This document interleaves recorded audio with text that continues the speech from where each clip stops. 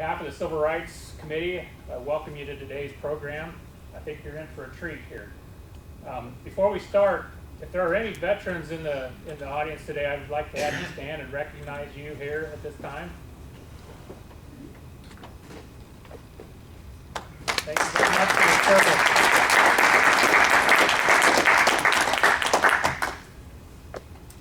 Today's featured speaker is Chief Warrant Officer 4, Tim Gragert. Tim joined the Armed Forces December of 1976 in a delayed enlistment. He entered the U.S. Air Force in May of 1977 as a C-141 cargo airplane loadmaster. He was stationed at Travis Air Force Base, California for 4 years, where he flew worldwide. After 4 years in the Air Force, Tim got out and went to UNL and joined the Nebraska Air National Guard, where he spent 4.5 years as a fireman while he attended college in Lincoln. Cute George Straits called me the fireman. Oh, sorry. Now I lost my place. After graduating UNL, Tim joined the Nebraska Army National Guard and went to flight school to fly UH-1 Huey helicopters. Tim flew the UH-1 for 10 years and the UH-60 Blackhawk for 11 years as a Medevac pilot. He deployed to Desert Storm in Saudi Arabia in 90 and 91 as a Medevac helicopter pilot, and again, the second time to Iraq in 2006 and 7, again as a Medevac helicopter pilot. His third deployment was to Afghanistan in 2011 and 12 on the Agricultural Development Team, where he was part of a 12-member team. After returning home from his third deployment, Tim went back to flight school, where he learned to fly a C-12 King Air fixed-wing airplane that he flew out of Lincoln. In addition to overseas deployments, Tim has been called up numerous times for state emergencies such as Hurricane Katrina and the wildfires out in western Nebraska. Tim has been in the military for the past 38 years, where he is currently serving with Nebraska Army National Guard here in Lincoln with the Battlefield Surveillance Brigade. He's married to his wife Donna for 28 years. He has 3 children, Brent, Megan, and Jessica. Please help me welcome today's featured speaker, Chief Tim Gragert.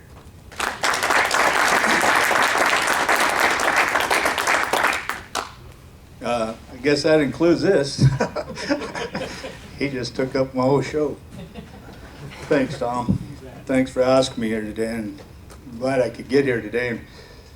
First part, and Tom's already did it, and that's first and foremost is to recognize the veterans and thank them. So thanks for doing that. Second part of the presentation that I really want to bring out is the fact of emphasizing or re-emphasizing the need for needed support for the troops and especially those veterans, those wounded veterans that have come back and their life-changing wounds that they have and what they have to deal with, both physically and mentally. And not only the soldier, but actually, his or her spouse. They got a long road to hoe. So if you do have a few bucks in the end, after the CFC Wounded Warrior Project's an awful good program to throw some money at. Third thing I'd like to do today, and I kind of chronologically go through my career, and the purpose of it is maybe you guys have some young men and women out there, some of your children that may be interested in the armed forces, and more specifically the Air and Army National Guard here in Nebraska. So the whole point of is not look what I done, but more about what the armed services has to offer out there. And the only way I can tell you some of them is actually the ones I went through, which has been a few through the past 38 years. I've had many good opportunities to serve my country, and so that's what I'm here to try to do today. As Tom said, I entered the full-time I was full-time in the Air Force to start out my career as a C-141 loadmaster, and basically that's our aerospace weight and balance technician, but we'll just call it loadmaster. We can all put names, real bright titles, I guess. But what my job was there is coming out of high school. I come from a family I had 12 other brothers and sisters. So not that the first thing my parents couldn't afford me to go to college, but I wasn't ready to go to college. So what I did is I jumped in the Air Force, and I signed up the last day of the old GI Bill, which after 4 years in the Air Force, I was able to come out and basically go to college and have it paid for.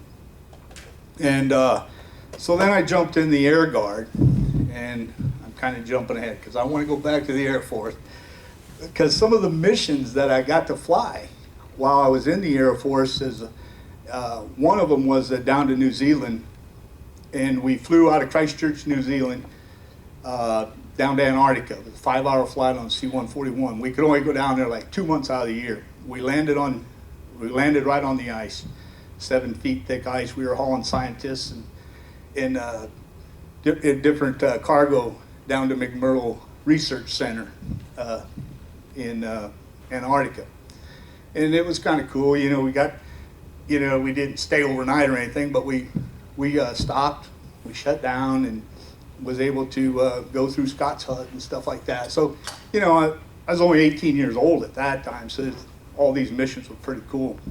So we did that, and then one of my other missions that I really remember was taking a general to Europe.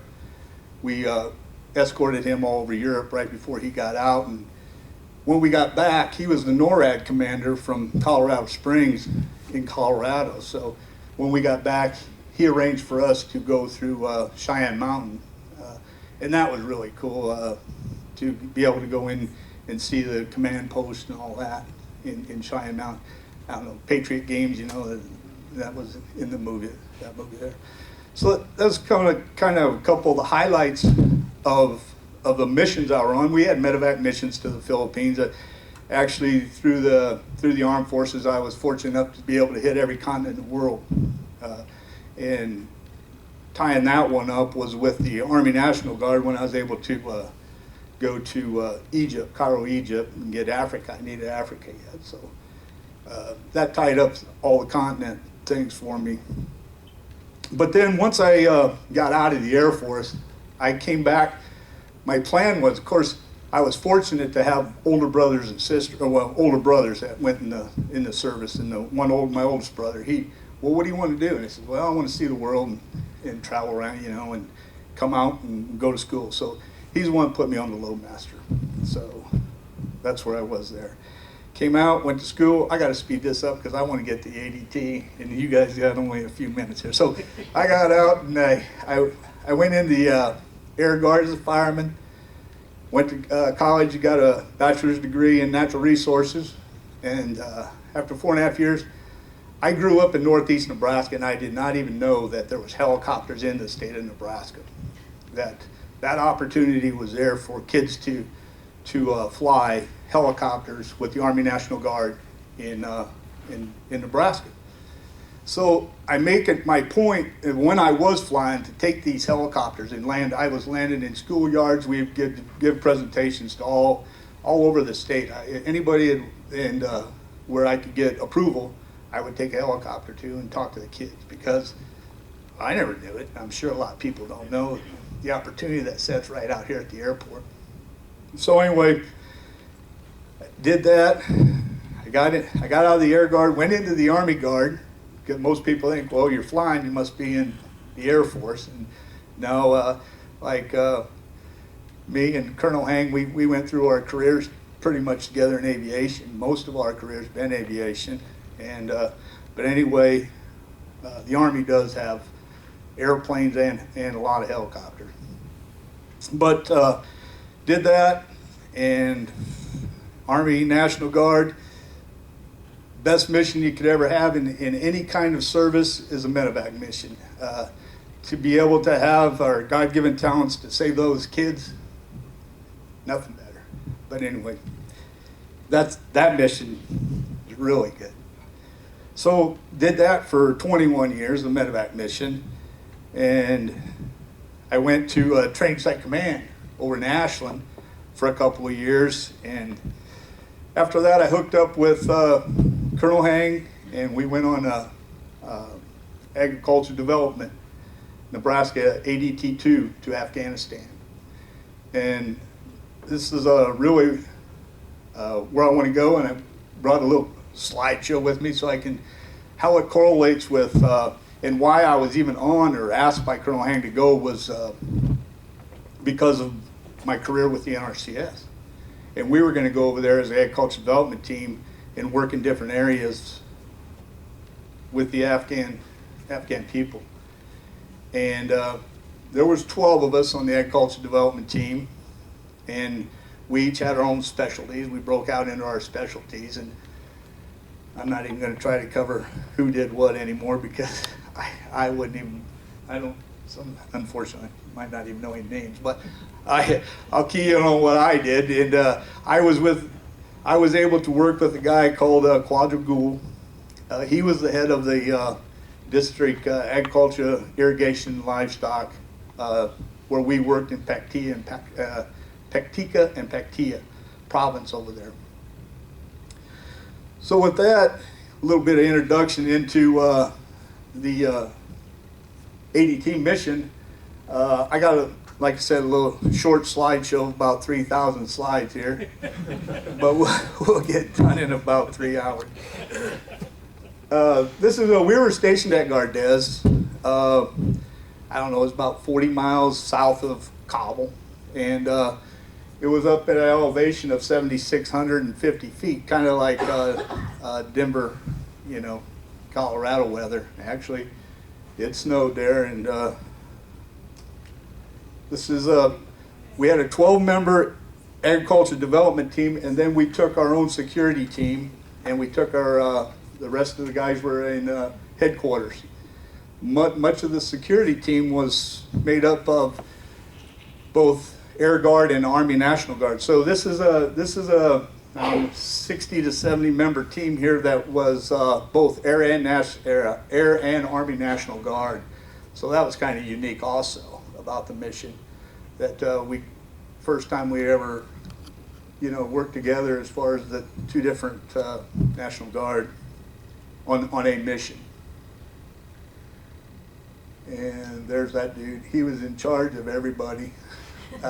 Colonel Hang, or Lynn, was the commander. He led this ADT-2 team. This, once again, is at the agriculture development team standing outside of our barn we had there. And look at that. Do a few chores. We raised chickens over there. We had these 2 mean goats, and there were some bees back here we took care of. And what we were doing this for is we had training, and we would bring the Afghan people into the FOB, forward operating base, and we would have training. And if they came to training, depending on what training they come to, they might get 4 or 5 chickens and some feed, or maybe kick this goat. But usually what we try to do is use the animals as training aids, and it worked out real well. It's kind of neat, and it gave us something to do. This is within the Kalat, and the guys in their spare time they planted this, and I don't know, that's about it for that. But you can make your environment livable also. This is winter. This is at Gardez. This is the winter time, and great skiing out here. If you wanted to go out there, but it was a beautiful place. Really, I mean, it could be, other than all the fighting that's going on. This here on our FOB, this is actually a cemetery right here that we walked around all the time. So that was right on the FOB itself. These are all just filled with dirt, and they're our protection. And this was a gymnasium over here, and we could go work out in and stuff like that. So it's kind of what we had available to us. It wasn't a lot, but still, there was enough to entertain you when you weren't at work. Just another. This is a chapel. The neat thing about being in the Guard too is when you do deploy, you deploy with a bunch of guys you already know. So it isn't like you're going to go out there, you're by yourself, or you don't know anybody. But even at that, it's not long, and you know a lot of people if you go. But they built the chapel, and I guess where I was going with the neat thing about the Guard is you always had individuals that had other talents other than, okay, I'm a pilot, but again, you know, you may knew how to do some carpentry or some plumbing and some electricity, and those guys always came together to make your surroundings better, and they were valuable. Let's see here. Just a few guys attending the chapel. This here, what we're doing here is we had missions where we went outside the gate, out into you know, the environment to get out. We actually traveled throughout Afghanistan, went to different tribes, and unfortunately that took us over some pretty dangerous roads, you know, for IEDs. And this was every time before we left the FOB, we went through a mission brief. We went through what we call rock drill. Everybody knows exactly who's in what vehicle's leading, what we're going to do if this should happen. And so it's all walked through before you even leave the gate. So it helped out a lot for communication. And this was always also, whoever wanted to join in, there was always prayer before we took off on mission. This is a mission to this was one of our missions to the Dale compound. The Dale being the director of agriculture, irrigation, and livestock. He was the main man at the district level for Paktia and Paktika and Paktia provinces that we basically worked. And I guess a lot of these pictures I threw in here, it's always interesting that, whoops, wrong button. It's always interesting, like these little dudes would be meeting us wherever we went, trying to get whatever we'd give them, candy or note paper and colors, and they were just after anything and everything. So it was kind of neat because they really enjoyed getting it, I guess. This is one of our first trips into, Lynn leading us on into to meet with the Dale. This is Lynn's interpreter here, cool guy, Ghoul. All the interpreters were outstanding. I mean, they're unbelievable that, you know, we tell them, they tell the Afghan people that we're working with, and sometimes it just got to be a little funny because when I'd tell him all something, he'd tell them, the guys would start yelling. They go, well, now what'd you tell them? You know, we're not here to argue. You know? So it got a little interesting on that part of it. But this is Dale Zoran. Probably chopped up his name, but that's the Dale. Him and Lynn became good buddies and worked hand in hand on our mission. And I feel one of the most important things that we did while we were there is got to be more of a liaison with the Dale, because these guys had a hard time being at they're considered the government and working with the people in the tribes. So we kind of worked as liaisons in that part of it and really got a good program going.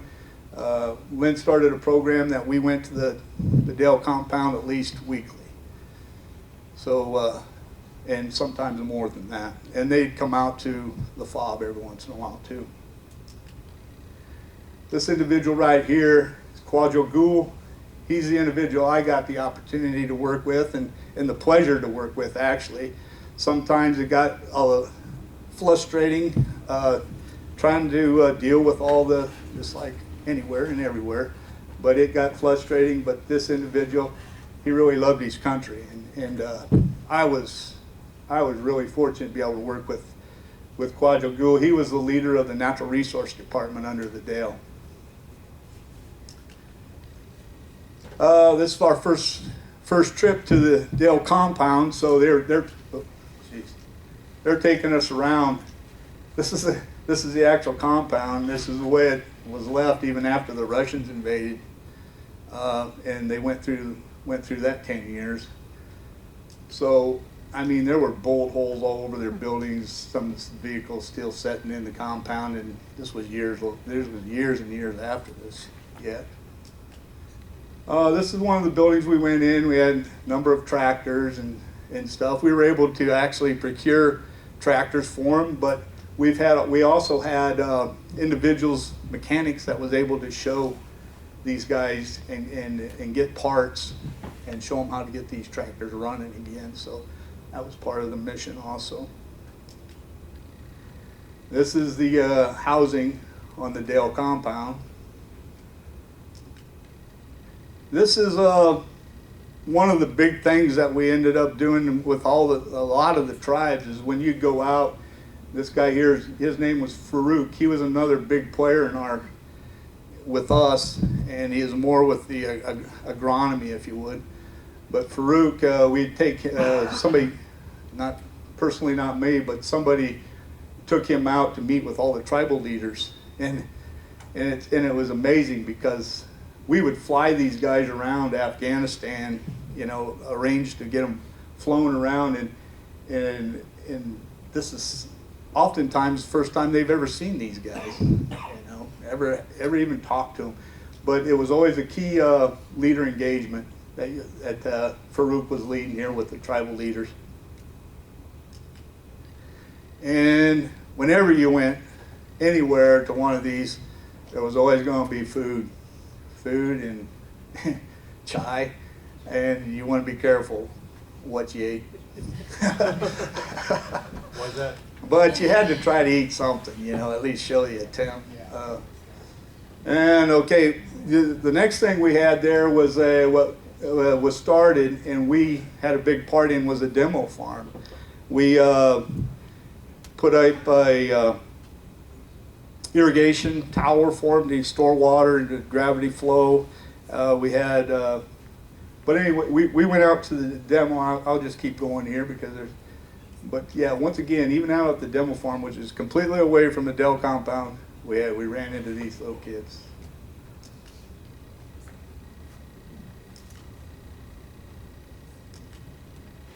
Now, Farouk here, and there's another interpreter, we put up the greenhouse, and they were, to extend their, just like we do here, we tried to take in and a lot of our ideas and take and instill them into there, and that sometimes got to be the frustrating part of the mission, but we worked at it, and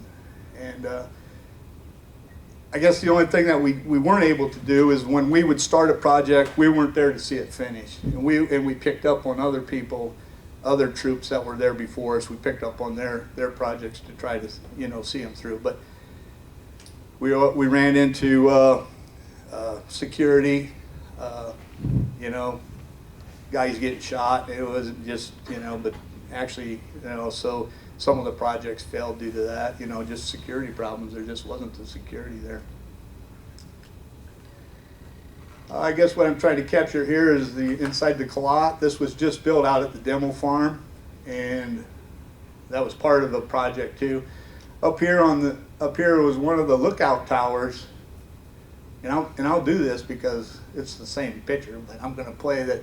There was one like over there and one over here. These were left from Alexander the Great. Out by the demo farm, we actually drove right through the middle of the two lookout towers in this area up by Gardez. What I'm trying to point out here is Jereb, and this is out at the demo farm. However, these are what the size of the fields that the producers actually had. And Jereb is 2 Jerebs per our 1 acre, and then 2 of our acres for a hectare. But most of the guys that we worked with, if they were farming 1 to 2 Jereb, they were big. So they didn't have a lot of land, and the land that they had was mostly down in, where it got flooded every spring. So we dealt with a lot of that. When the snow melt, here they would come and want Haskell baskets to fill with dirt, so divert the water. And we had a lot of them asking us for a lot of different things. The Bedouins would move in, like they would be here. You'd go to bed at night and then wake up in the morning, they're here. You may go to bed at night, wake up the next morning, they're gone. They move just like that. They pick up and move, so it was kind of interesting. and these were running all over the place. This was another mission here, what we called the gray water mission. And what this water is, we had to go out. This water is like shower water. It wasn't the sewer water, but the shower water coming off of one of the fobs. And these guys, the Afghans, had picked up on this water and were using it to irrigate with their crops. And so we had an issue going on here, and we went out. We took a mission out here to actually check out who was using this water and what we may be able to do with it. This here is a burial. These were all over wherever we drove. Be like a grave here. But there's some beans they had here on this mission out at the Gray Water. Here's Farouk just showing us some of the harvest. But one of the other things that we ran into is they broadcast everything. And what we tried to do, a couple of our guys tried to do, is we actually had a farmer with us. Bob was his main emphasis was try to get them to plant their crops in rows, to increase their production and better production. But these people weren't, they've been there for hundreds of years, so it isn't like what the frustration part some of that been is what we were trying to take our culture and put it into their culture, and you know how that goes sometimes. It does. There's the ear of corn. Good harvest that year. This is the individual. He was out there. That's Shovel. He's out there. They were great at gravity irrigation. And this guy, I think I have the picture. He was out there and is irrigating his melons here, but all he was doing is when he had enough water in that gerb, and truly the size of their gerbs were for the flood irrigation that they did. That it was the most efficient form in that. These guys were really good at what they did, and gravity irrigation was one of them. This plant here basically has grown, and we're still on this mission now to the gray water, but they were using some of this gray water, but these plants are grown just for making brooms. I think it's called a brush plant or something like that, but that was its main purpose, to make brooms just to sweep the dirt floor out in their shanties. This is a mission I went on.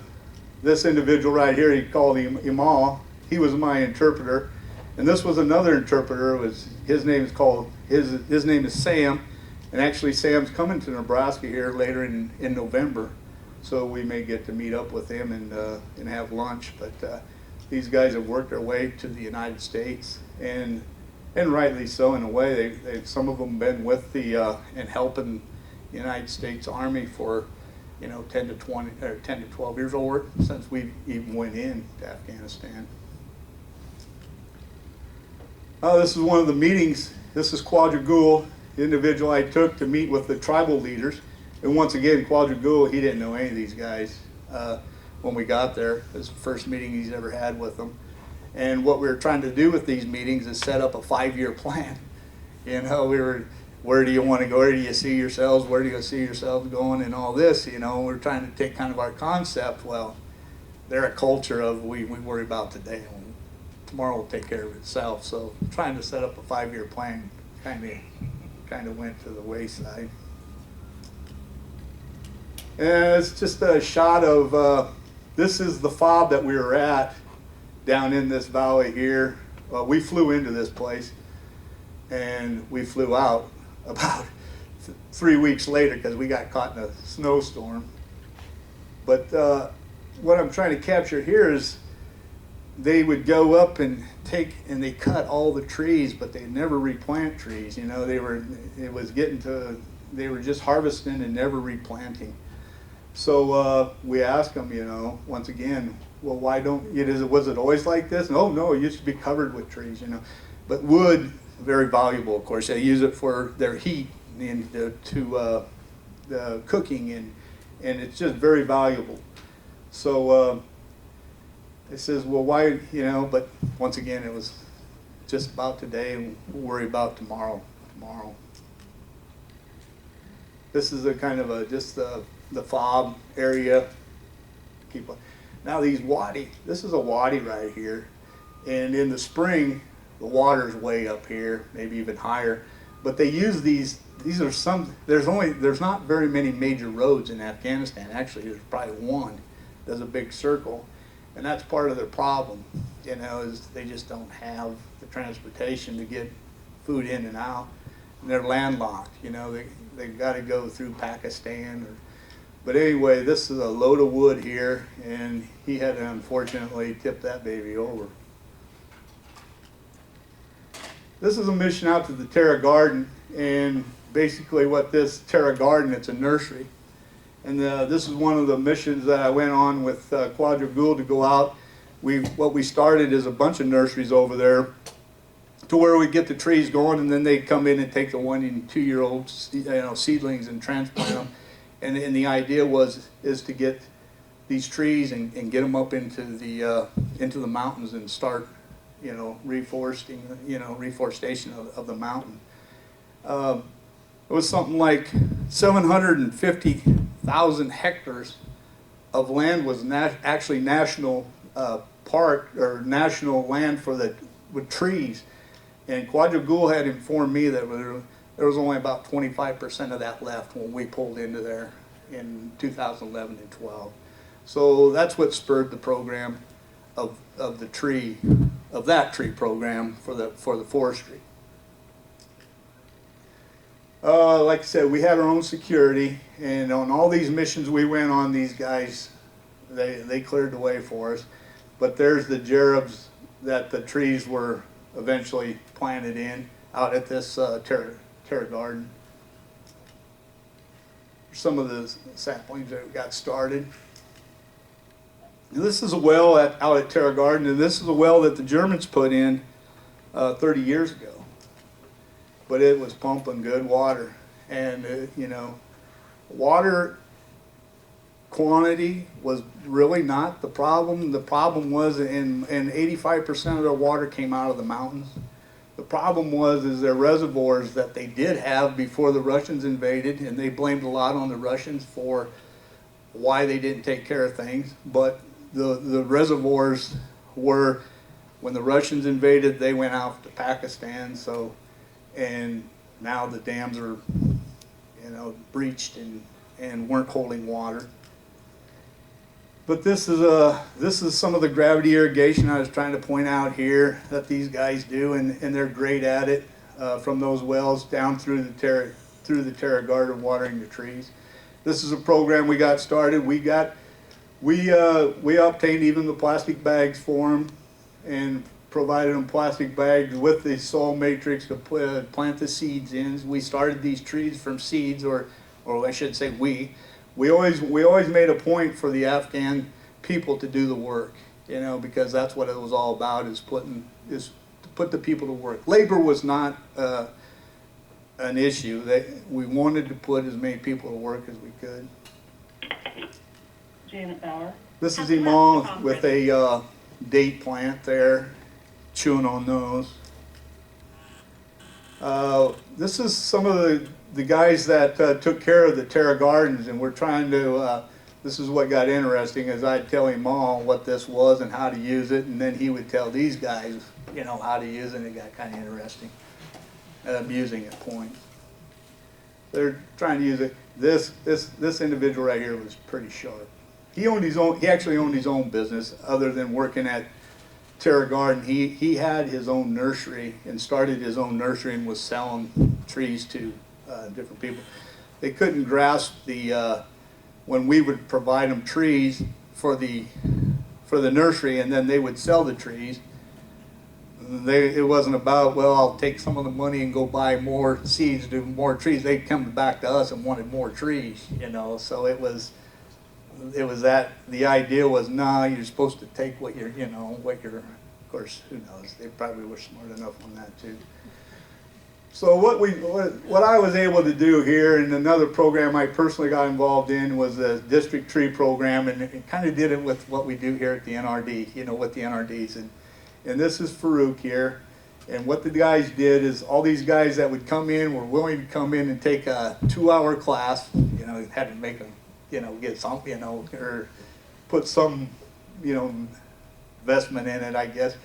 But we give them like 30 trees after they would come in, take the course, and then I had them write up a little thing. Well, okay, where are you going to plant this, and how are you going to take care of these trees afterwards? But I want to tell you something.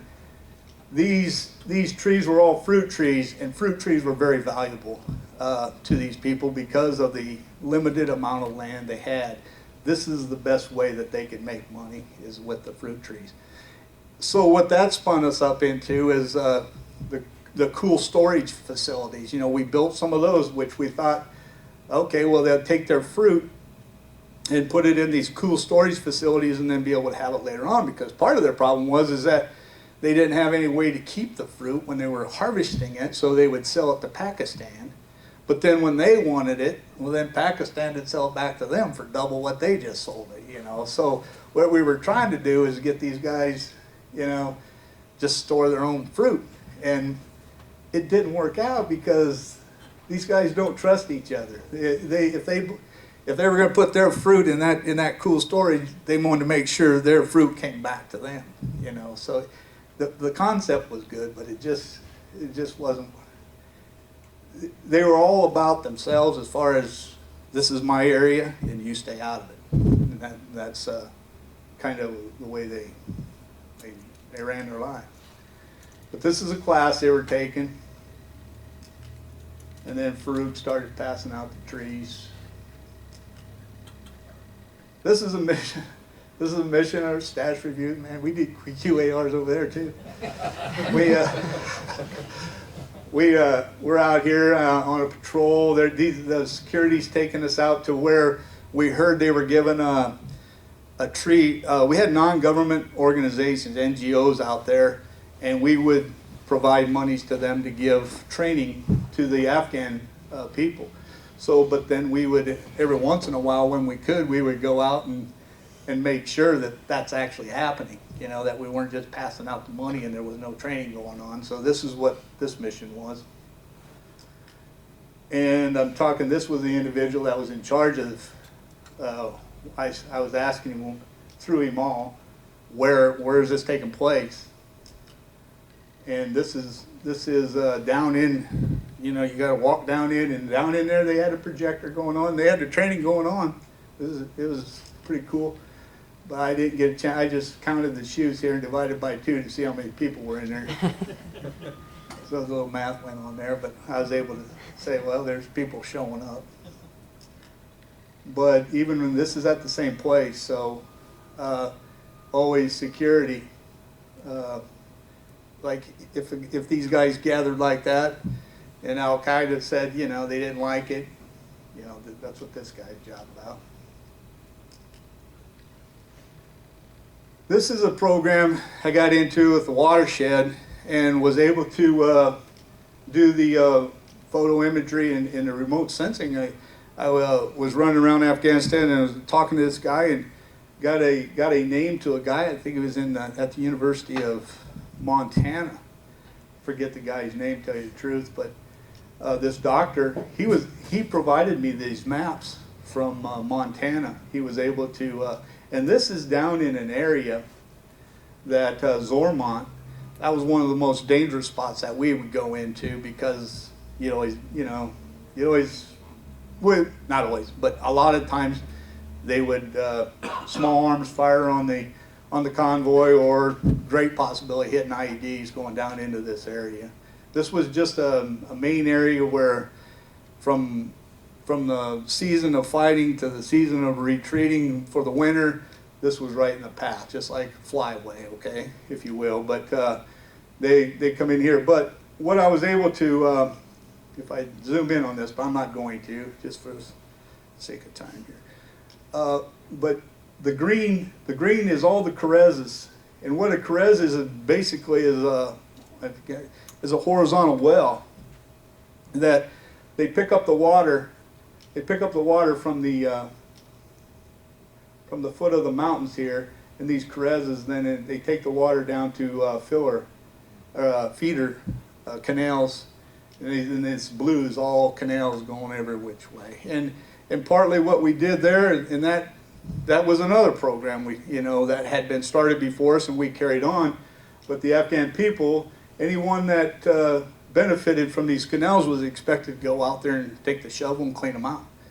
And well, we started giving a few greenbacks, and then that's what they wanted is greenbacks. But the thing is you wanted to keep them busy, and especially in this area when Al Qaeda was moving through, so they wouldn't join Al Qaeda and go into the fight on their side.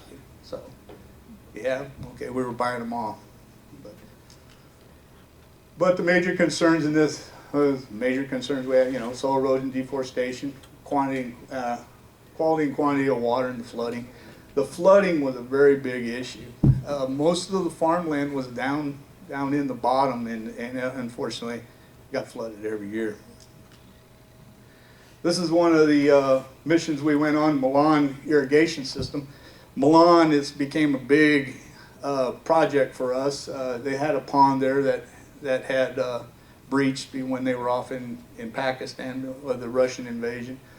But this canal here is, I'll show you a little later, but this canal here is what they dug from a Carez coming out from the foot of the mountains.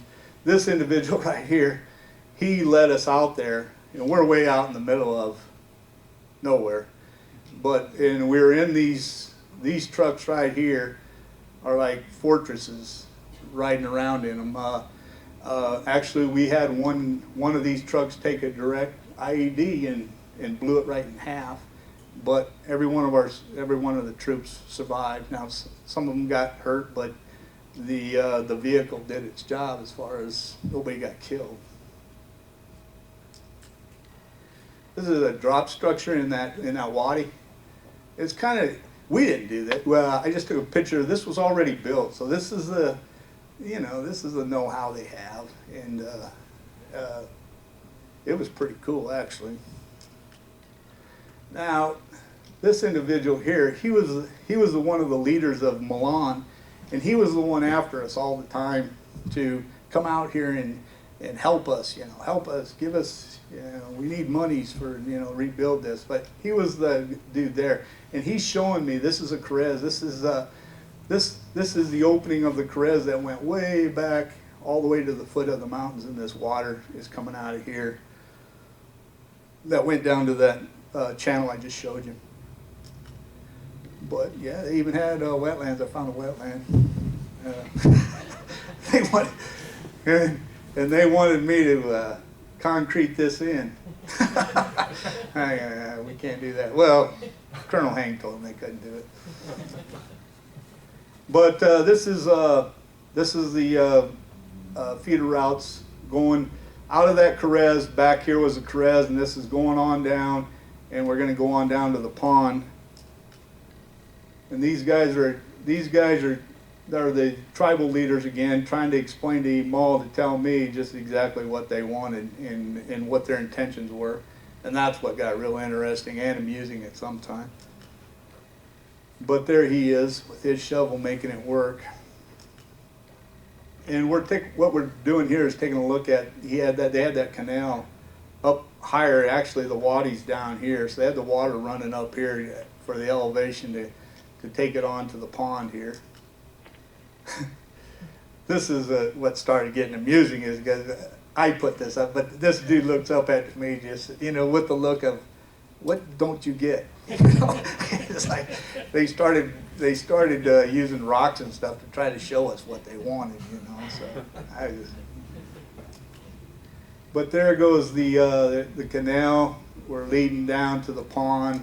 I'll just keep going. Here's the actual pond then, and right here the canal was coming in, and they would fill this pond up and then close this off, and then the water would go around the pond and continue on, and then they had this water to irrigate with later on, And the village of Milan is sitting back here, which is it's quite a ways away yet, but they use some of this water too. But what was the deal was with this pond is it was leaking. I mean, it just came through it, and at a slow rate, but it was, and so what we were gonna do is build this up and put a riser in it and release the water with gated riser, I guess, what was gonna be the deal. But you can see the gerubs here, how they break out. Even when they got a lot of land, they still break that out, and once again, it's for flood irrigation, the type of irrigation they do. Moving on to the another mission. This is at Medevac Girls School. The deal is we took some female soldiers with us because we could, as male soldiers, they didn't like us going in and giving any kind of training to their females. So we did have females, and basically at the girls' school, these girls for years and years didn't get to have any training. So this was a really big deal for them to get to come to the training. And what the women took care of a lot was the poultry and the livestock. So our female soldiers worked with those girls on chickens, building chicken coops, and the feeding of chickens and that kind of thing. And then once, like I said, I alluded to earlier, when those girls had come to the class, well then our female soldiers had enough chickens to give them 2 or 3 chickens apiece and maybe 5 pounds of feed to send them on their way, you know, and prosper. And, I don't know, maybe they ate the chicken. But here's another mission. This dude here, him and I, we did a lot together. This is Stacy, but we went out to the boys' school in Zormont, and once again, this was one of the, we just didn't want to hang out a whole lot here, but we did go up there. There was a boys' school there. We had a mission going on there, so we went up to, once again, QAR, this place, and we had a lot of projects going on. But we had to do we had to get security and do foot patrol into this. This is the school, which is behind all this clot here and the wires and stuff. But we got this irrigation for them. This was a vegetable garden that we helped them get going, and by that I mean financial wise. And then there's a couple other. This is a classroom inside the school, and this is a greenhouse we put was involved in helping get put up, which they were actually using, and it was working out great. Bees is a big deal in Afghanistan, and before the Russians invaded, actually it was one of the things they actually exported was honey. And there was an individual there, and his name was Bazan, or that one of our individuals worked with on bee boxes and getting the bee population, going again. But he was a very knowledgeable individual too, but just needed we provided even equipment for working the bees. But this brings up a big point with the NRCS, and even before we went to Afghanistan, we, as the agriculture development team, was able to get a lot of good help from the NRCS training. Jake Robinson was one of the individuals that did a lot of work with us, engineering wise, with some of the other guys. I already knew everything, but some of the other guys knew. No, and then UNL Extension, another we called back to, or they were another real valuable resource for us while we were there and before we went. But this is the chicken houses we provide and give them a few chickens. All these projects were at the boys' school. Now, what this was all about with the boys' school is these kids would come here and live here while they went to school. I mean, there's places for them to stay, but then the whole concept is let them do the planting, let them take care. We're going to provide this, and then they can get an education. While they're getting their education, they can take care of the chickens and raise chickens and work themselves right into their living. But they had another concept. They wanted more money here to take care of somebody to go hire to clean it out. Well, that's supposedly what the boys are supposed to be doing. So that's type of. Then what we were able to do is go on what we call market walks or surveys, and this was at Zormont too. But what we'd do is walk down the streets and see what kind of vegetables and see what kind of they actually were growing in the area, try to boost or give them any ideas, but as you can see, they're doing fine as far as growing. Livestock, and this was kind of, this here, and actually they only butchered enough, I guess, beef here to it was only there for like a day or two, so it wasn't hanging there a long time, but it just hanging right out there in the fly. This was a veterinarian shop we walked by on our little walk. The tractor, you can see we're using, as you see, you know, a tractor, and to be able to use a tractor there in a gerb, I mean, here's what ended up with it is bringing the, you know, the melons and their fruit and vegetables to market, and market being the streets. This dude had a whole load of grapes. Yeah, we're just walking down a bunch of fried bread here. This kid, I think it was this kid, he was out frying this bread on the road. I walked by here, and I've given this a couple of times, but first thing I thought of was a DC meeting here going on right here. But this is walking down the main street. There's flour here, bags of flour, and these wheelbarrows right here. What these are, if somebody would come down and buy a bag of this flour, these kids and or whoever owned, you know, would put that in the wheelbarrow and wheelbarrow it back to the individuals. So they use that a lot, and I don't know. I suppose they give them whatever they could give them for hauling it home for them. But that's the individual right there that was frying this bread up. Actually, that wasn't too bad. Here's the only tractor. This was, other than on the Dale compound, that I see, and I don't know if they're trying to tear this apart or if they're trying to put it back together, but it's in pretty bad shape. And this is like the trucks. Everything was real colorful over there, you know. But yeah, a load of wood all the way up as high as they could get her, because, excuse me? They were all over the package. Yeah, yeah. And they did a real fine paint job on them. And that's just the end of the day, and this is the end of the slideshow.